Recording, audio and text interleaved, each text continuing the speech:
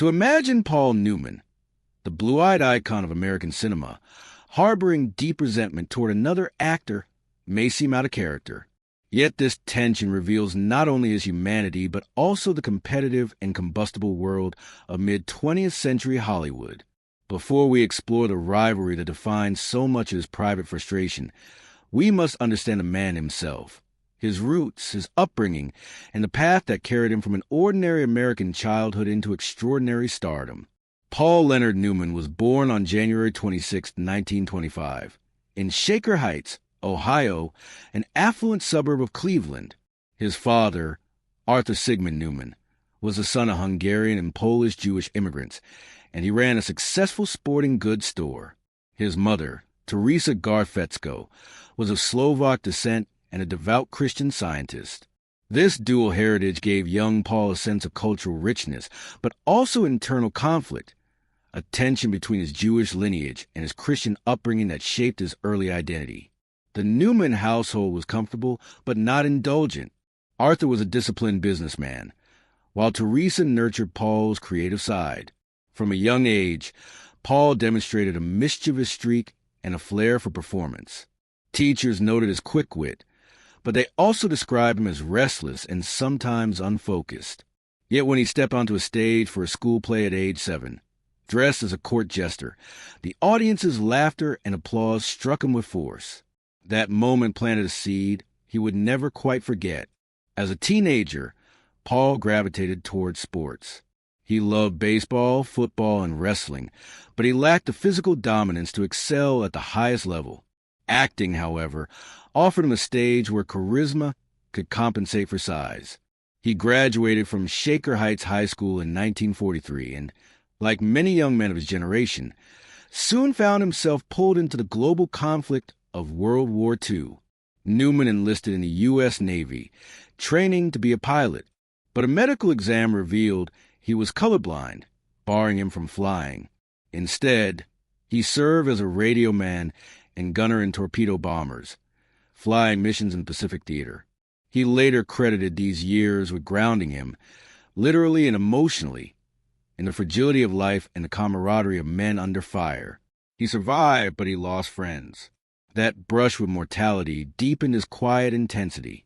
After the war, Paul attended Kenyon College in Ohio, studying drama and economics.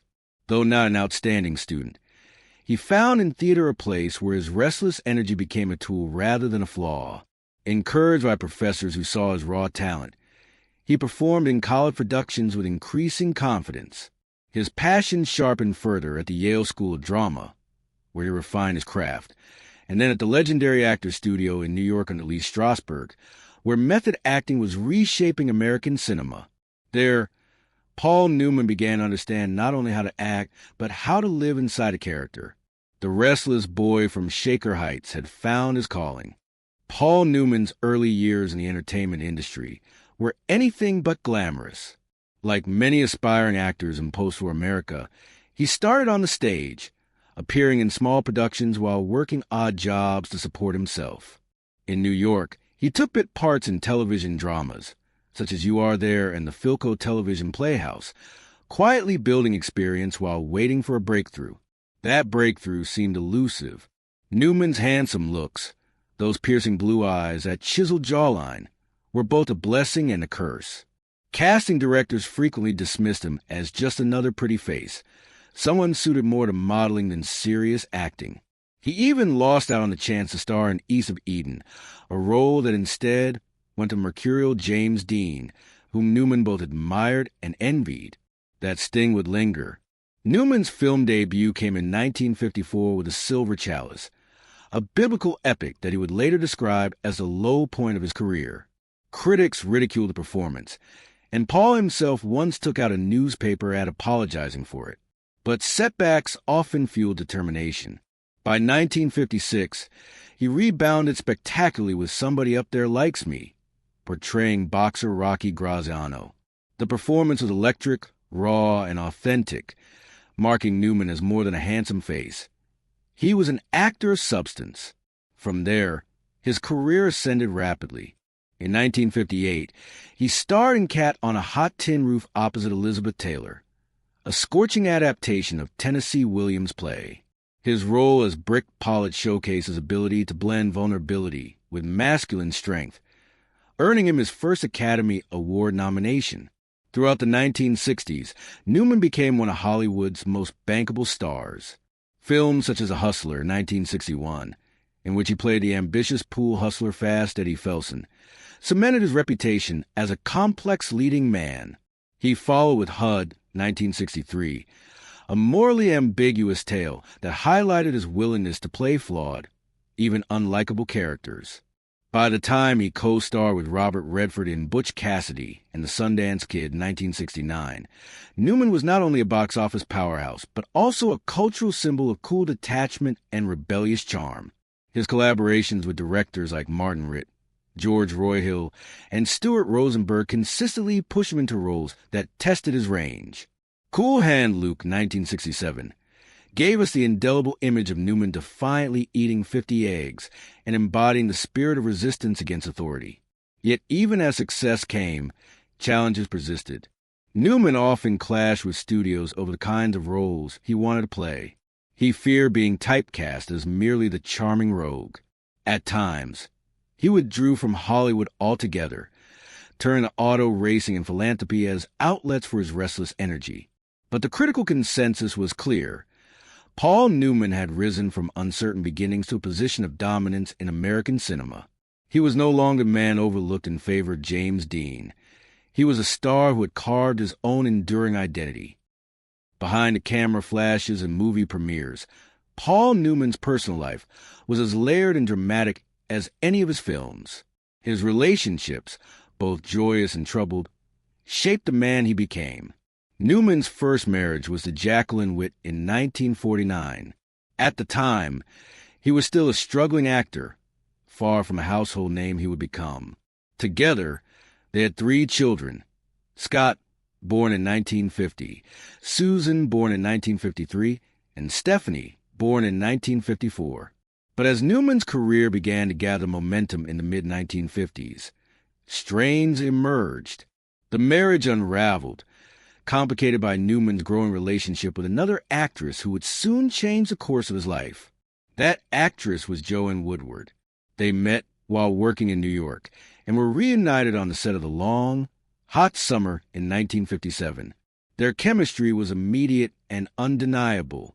After divorcing Jacqueline, Newman married Joanne in January 1958. It was the beginning of one of Hollywood's most enduring and admired partnerships. With Joanne, Newman had 3 more daughters, Nell, Melissa, and Claire. Unlike many Hollywood couples whose marriages collapsed under the glare of fame, Paul and Joanne seemed to thrive. They starred together in multiple films, supported each other's artistic ambitions, and built a family that, by all accounts, became Newman's anchor. Tragedy, however, was never far away. Newman's son Scott struggled with substance abuse and tragically died of an overdose in 1978 at the age of 28. The loss devastated Paul, leaving a scar that would never fully heal. In response, he founded the Scott Newman Center, dedicated to drug abuse prevention and education.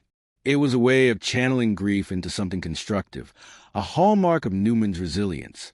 Despite his fame, Newman projected loyalty in his marriage to Joanne.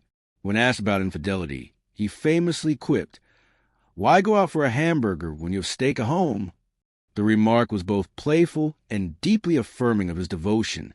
Their union lasted 50 years, until Newman's death, an almost unheard-of achievement in Hollywood.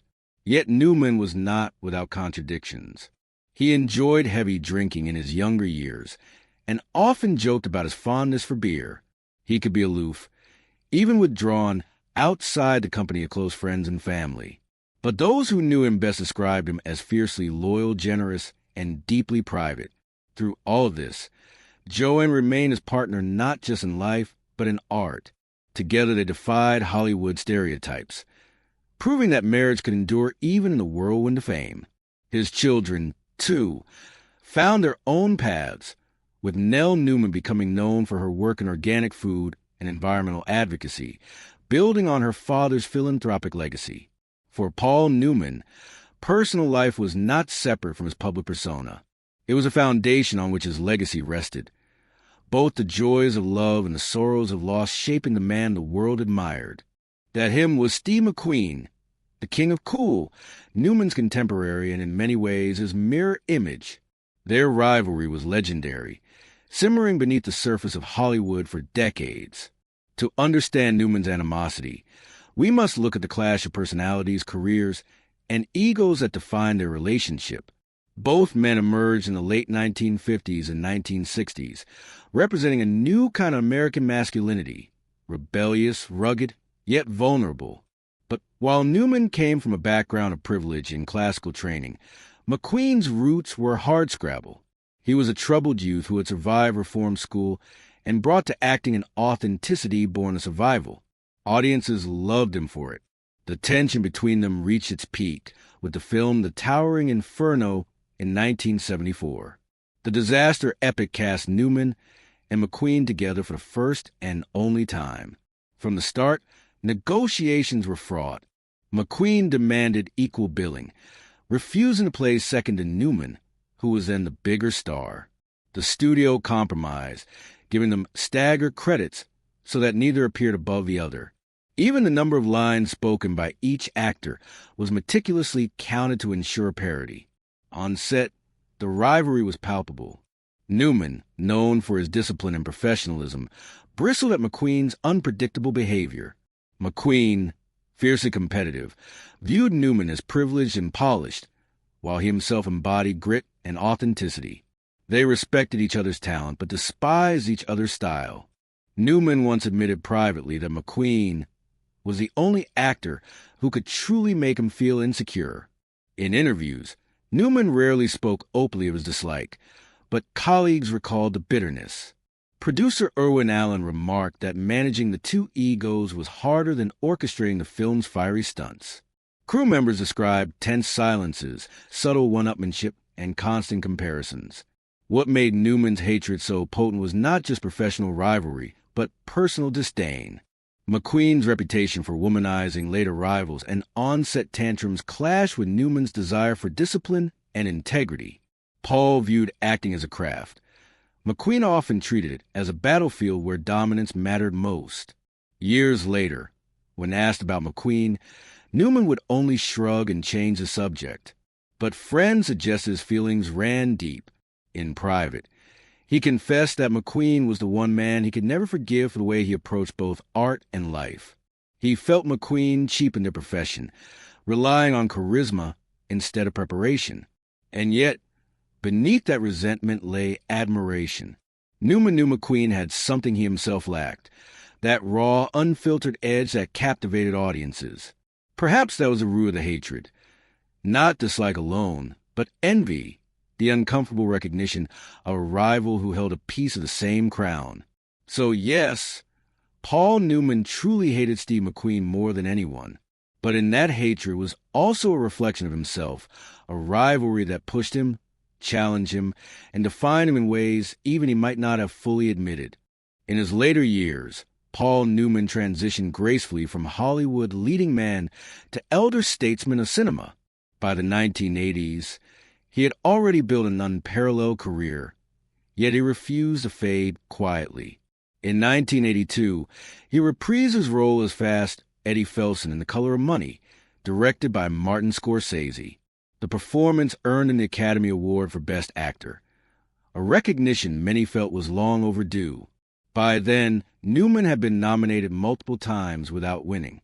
Accepting the Oscar, he seemed almost bemused, joking that he'd been passed over so many times he'd stopped showing up to the ceremony. Outside of film, Newman's greatest legacy may be his philanthropy. In 1982, he co-founded Newman's Own, a food company that pledged all profits to charity. Starting with salad dressing, the brand grew into a global enterprise, donating hundreds of millions of dollars to education, healthcare, and social causes. It was a revolutionary model of corporate giving, and Newman's quiet integrity gave it credibility. He also devoted himself to racing, competing in professional auto events well into his 70s. Unlike other actors who dabbled in hobbies, Newman took racing seriously, earning respect in the competitive world of motorsport. It was another expression of his restless drive. As the years passed, Paul appeared less frequently on screen, but remained selective and impactful. His voice work in Pixar's Cars 2006 introduced him to a new generation of audiences, even as his health began to decline. In 2008, Paul Newman passed away at his home in Westport, Connecticut, after a battle with lung cancer. He was 83 years old. Tributes poured in from across the globe, praising not only his body of work, but also his compassion, generosity, and humility. To his fans, he was the embodiment of American cool. To his family and friends, he was a devoted husband, father, and philanthropist. The rivalry with Steve McQueen may have left scars, but in the final measure, Newman's life was defined not by enmity, but by generosity. His contributions to cinema endure in films like Cool Hand Luke, Butch Cassidy and the Sundance Kid, and The Hustler. His contributions to humanity endure in the countless lives touched by his charitable work. In his later years, Paul Newman transitioned gracefully from Hollywood leading man to elder statesman of cinema. By the 1980s, he had already built an unparalleled career, yet he refused to fade quietly. In 1982, he reprised his role as Fast Eddie Phelps in The Color of Money, directed by Martin Scorsese. The performance earned him the Academy Award for Best Actor, a recognition many felt was long overdue. By then, Newman had been nominated multiple times without winning. Accepting the Oscar, he seemed almost bemused, joking that he'd been passed over so many times he'd stopped showing up to the ceremony. Outside of film, Newman's greatest legacy may be his philanthropy. In 1982, he co-founded Newman's Own, a food company that pledged all profits to charity. Starting with salad dressing, the brand grew into a global enterprise, donating hundreds of millions of dollars to education, healthcare, and social causes. It was a revolutionary model of corporate giving, and Newman's quiet integrity gave it credibility. He also devoted himself to racing, competing in professional auto events well into his 70s. Unlike other actors who dabbled in hobbies, Newman took racing seriously, earning respect in the competitive world of motorsport. It was another expression of his restless drive. As the years passed, Paul appeared less frequently on screen, but remained selective and impactful. His voice work in Pixar's Cars 2006 introduced him to a new generation of audiences, even as his health began to decline. In 2008, Paul Newman passed away at his home in Westport, Connecticut, after a battle with lung cancer. He was 83 years old. Tributes poured in from across the globe, praising not only his body of work, but also his compassion, generosity, and humility. To his fans, he was the embodiment of American cool. To his family and friends, he was a devoted husband, father, and philanthropist. The rivalry with Steve McQueen may have left scars, but in the final measure, Newman's life was defined not by enmity, but by generosity. His contributions to cinema endure in films like Cool Hand Luke, Butch Cassidy and the Sundance Kid, and The Hustler. His contributions to humanity endure in the countless lives touched by his charitable work. Paul Newman remains one of the few Hollywood figures whose legacy straddles both art and altruism. His life story is a testament to the idea that greatness lies not only in what one achieves, but in what one gives.